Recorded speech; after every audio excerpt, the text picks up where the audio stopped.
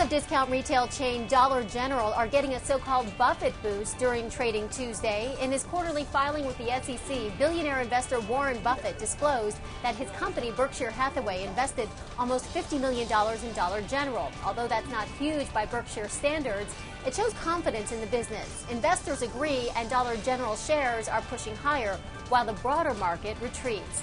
Dollar General began this year at $30 a share and cruised to an all-time high of more than $35 at the end of May. Since then, it's backed off a bit, but analysts see an upside to the company as its cheap prices are stealing market share from big box retailers like Walmart and Target and helping it beat rivals like Family Dollar. Other Berkshire moves during the second quarter include a 2 million share buy in Verisk Analytics. That's a New Jersey-based information firm that tracks risk in fields like government, healthcare, and mortgages.